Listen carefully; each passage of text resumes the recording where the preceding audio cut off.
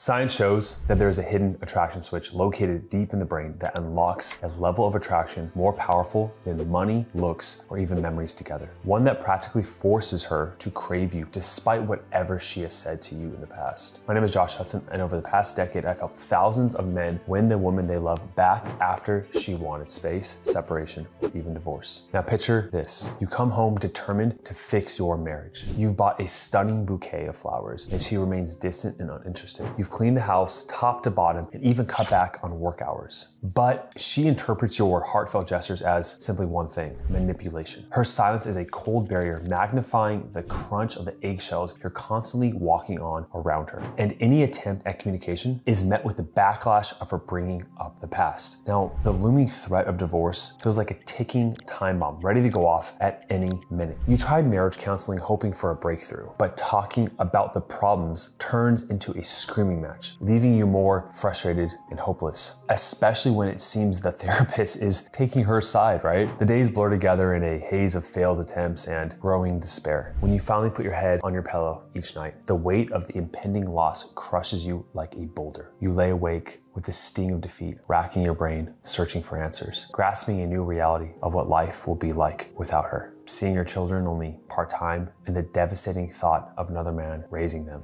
Now, if you're experiencing this sort of depletion in hope, know this: you're not a failure, okay? Desperation isn't the problem, although your desperate behavior is causing more damage. The problem is more than trying harder. It's something much bigger, something most husbands aren't even aware of. Now let's walk through the path of reconciliation on this video journey together. We will make 4 stops, with each one holding a powerful lesson within to guide you to a place that you need to go. Now, along the way, you will gain skills and knowledge that will equip you to overcome the inevitable obstacles that arise on this path toward regaining her love.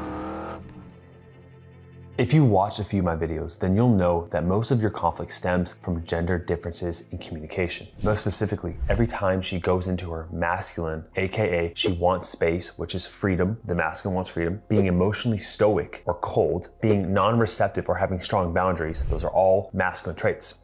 It's because you were not in your full masculine. You had weak boundaries, aka you put her needs first above your own. You did not lead in the relationship. You made her choose and go into her masculine, the leadership role. And number 3, you became emotionally reactive to her criticism. Okay, now think of this metaphor. You are a farmer and she is the tree. Your healthy masculine energy is the sun, water, and fresh soil. When you guide her, hold the space without judgment, and protect her heart, it produces an environment that allows her feminine to flow and grow. Now really think about this deeply. When she is stressed out, how does she act? If she's hangry and she is just chaos at work, there's all these decisions she's making with the kids and you're not helping, she becomes a different person, doesn't she? But think of the time when she was well-fed, slept, there was no decisions to make, and she was not stressed out at all. She was a loving angel. It is your job to help her bear the fruit of life and love. But some guys ask when I say this, what's the best practical way to do this in conversation? Well, this is the next point we're gonna learn. The other day I was going to a concert with my better half and we got into an argument and we're going back and forth and I'm trying to use all the techniques I'm teaching, but I had a realization. You see, the whole time I was using these techniques, I forgot this one component that is the foundation for every point of conversation that leads to reconciliation, that leads to better growth and commitment and connection and resolving any issue. You see, as we were just arguing back and forth, we got more heated, more heated, more heated. It got to the point where I was driving and I was gripping the wheel, just my heart felt tense, I was tight, and I was recycling all these things I was saying. I was playing out the conversation in my head. Well, if I said this, I know she's gonna say that in return, and then what do I say? And that was going on for about 5 minutes. And then a thought and an idea, it washed over me. And as soon as I had that one thought, I relaxed, I loosened up, and I started talking to her in that place, that space, that mindset, and a shift occurred where she started to loosen up. You see, the one thing I said is she should feel this way. She is allowed to be angry. Let her be this way, allow it. Now this adds credibility to the idea that every time you're in an argument with her, underneath pointing out her logic, explaining your perspective, trying to say the right words to make her feel better, behind all that is this idea that she should not feel that way, that you want her to be happy again. Now, even though the intention on the surface seems good, right? You want her to be happy. The truth of the matter is, if you pause and really think about it, is that you want to be happy, is that you are not comfortable with her negative emotions, that when she is upset or shut down or angry or bitter or resentful or irritated, you hate it, and you will try everything in the world to resist that. And no matter what you say to her, if there's this idea that you are outcome focused instead of process focused, you are focusing on changing the outcome by using strategy and techniques. Underneath all of that, she feels that she is not okay to feel the emotions that she's experiencing, that you do not accept her for the way she is. So as soon as I said she should feel this way, she should be angry. She's frustrated right now. She doesn't feel heard. She doesn't feel understood. Of course, we've been going back and forth. We're going to this concert and we're fighting. She's pissed off. She should, right? As soon as you start from that perspective, allowing it, it's almost like the samurai going into battle. He loves it. He's like, I love conflict. I want to go into this. She should feel this way. Let her feel every emotion she does. As soon as you do that, guess what happens? She relaxes. You're not going anywhere. You're not trying to avoid her emotions. You're not trying to change them. And the paradox is that the more you embrace, the more you allow, her emotions will subside. And it's the same thing with your own emotions. The more you have anxiety, you're like, oh, I don't want to feel this way. I shouldn't feel anxiety. I shouldn't feel anger. I shouldn't feel frustration. I shouldn't be scared. The emotions will double down, okay? So the next time you're in conversation with her, become process focused. Say to yourself, there may be no end to her anger, to her frustration, and that's okay. Just try as a thought experiment and see how you show up differently to her. You will lean in, you will embrace, you will soften, and you will create that space where she's allowed to be herself. Watch that magic unfold, and then come back to this video and press like because it, works so well. Now, one of the most powerful ways to create attraction, to get her to coming back to you, is this indifference, which is in the title of the video. But I was really thinking about it, and I thought, what is the one perspective shift also that you could have with her that leads to the most indifference? And one of the most impactful ways to show this healthy indifference is to shift your perspective on what rejection means. Now, when it comes to men and women, we face rejection completely differently. As a guy, you are of the idea that once someone rejects you, once there's a rejection, you are rejected. It's a final statement. For a woman, rejection is never final. Let me explain. My girlfriend in college, she was one of the most gorgeous girls in the entire school, and I never thought I would get her. But I started to build my confidence in college, and I had the liquid courage the first time I went up to her to try to talk to her. She completely blew me out of the water. I remember that conversation vaguely, and I walk up to her and I'm just trying to spit my game at her, and she's just holding her drink, just looking at me like amused, like I'm some I don't know, middle schooler trying to get at her, and she just walked away. I was rejected so bad. It was so bad.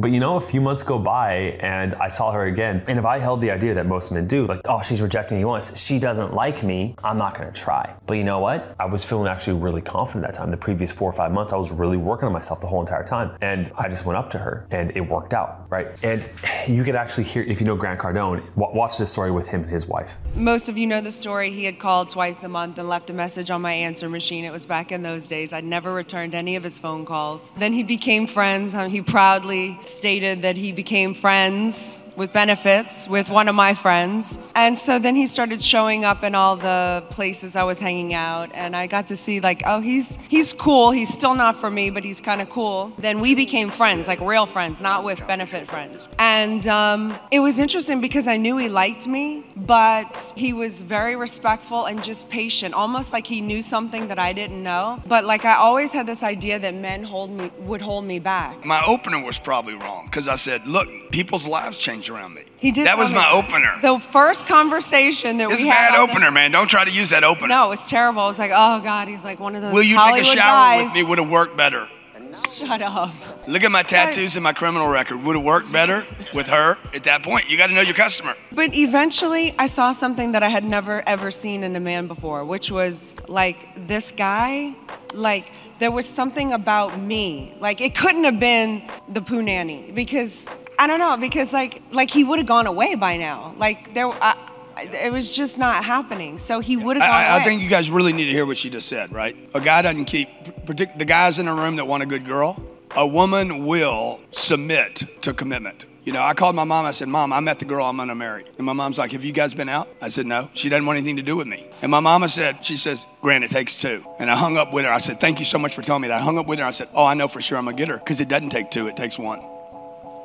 It takes one person to have a commitment. I didn't need her agreement. I needed to not back away from my own agreement. Grant sent her 2 voicemails for 10 months, okay? Now, I'm not saying you have to be that assertive or that aggressive, okay? That's an extreme example to prove the point. But the point remains is that She makes her decisions based off how she feels. And just because she rejects you in one moment, just because she said, I don't want to live with you anymore, just because she said, here's the divorce papers, or we're done, that's how she felt in the moment. And yeah, she was rejecting who you were at that moment. But can you transform? Can you change? And a lot of men too, when I would teach dating coaching, what would happen actually is that the guy would get rejected and he wasn't even being himself. This is why a girl says, be yourself, is because he was being nervous and reserved and he wasn't being who he was, if he's normally funny or whatever the case may be. And when your wife rejected you, are you your best self when she rejected you? Were you on your edge? Are you passionate about life? Were you doing the right habits and hobbies of an apex male? Absolutely not. Her emotional state cannot allow her to reject a high value man, the man you once were. So if you continue to do the work and you become that better man, she didn't reject that new you that you're going to become. She rejected the old you. You see, it is your belief that you are rejected that brings you forth to become a man that acts, thinks, and feels in a way that just then continues to be rejected. You see, if you hold on to the belief, my wife doesn't want me anymore, how are you going to show up around her? My wife doesn't want me. She doesn't find me attractive. She says it's over. She says it's done. You're going to be nervous. You're going to be reserved. You're not going to go after what you want. You're not going to be confident. She doesn't want to be with that man. But the guy that says,